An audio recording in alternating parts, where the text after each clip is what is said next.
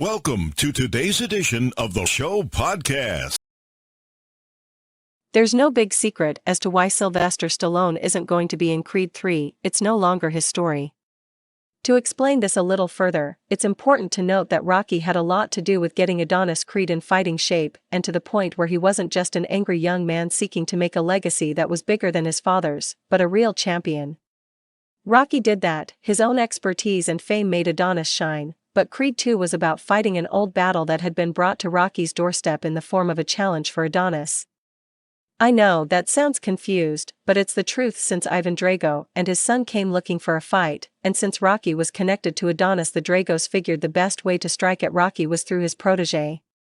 They found it easy enough to beat Adonis when he was still too overconfident and intent on looking past Drago, but after Rocky helped him back to his feet, Adonis did one of the most important things he could to continue forward. He started building his own legacy by taking down Drago and in some way surpassing his father, not for Rocky or Apollo, but for himself. That's a big reason why this next step in the journey has to be his and no one else's. Michael B. Jordan had this to say via MovieWeb when asked about why Stallone wouldn't be around for the third movie.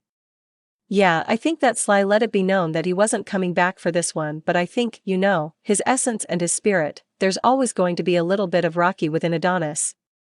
But this is a Creed franchise, and we really want to build this story and this world around him moving forward. So, it's always respect and always a sh*t ton of love for what he's built, but we really want to push and navigate Adonis forward and the family that he created. So, hopefully you guys will love what I'm thinking, what we're cooking up. I think it's going to be something special. Stallone actually made it known that he was retiring the character a while back, but apparently he wasn't any more ready to do that than Rocky was to retire in the self-titled movie Rocky Balboa when he decided to take on Mason Dixon.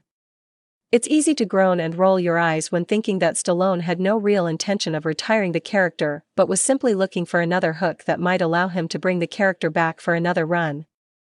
He'd still be acting as a trainer, but it sounds as though he wants to bring Balboa back to serve as an elderly trainer to another potential great. So far that movie hasn't been given the green light, but Stallone is also thinking of creating a young Rocky Balboa series to show what his character was like growing up, which isn't the worst idea ever but makes it clear that he's not ready to give the character up just yet, no matter if he gets denied. It does feel as though Rocky should finally be shelved and allowed to rest before someone decides to start thinking of a way to reboot him and come up with another saga for the character. That doesn't feel likely, but these days one never knows until the mistakes are in the process of being made. As far as Creed goes, Jordan has a good deal of pressure on his shoulders to make things work since he'll be directing and acting in the third movie, and will likely have a lot of people looking to him to see if he can create a legacy that will be even half as potent as Rocky's has been. So far Creed has been able to draw a lot of attention, which is a big plus, but one has to wonder what the next challenge is going to be, and if it's going to be along the lines of something that we've seen before or if Jordan is going to find a new direction and take things in a direction that people aren't expecting. There's a lot of hope that he'll be able to do something great with Creed, but there's also a lot of doubt on the table as well, since for 4 decades Rocky was the top fighter when it came to the movies, no matter who came along.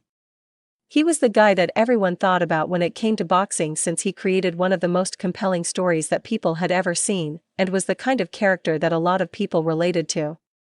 It's up to Adonis Creed to be the kind of guy that people will want to watch,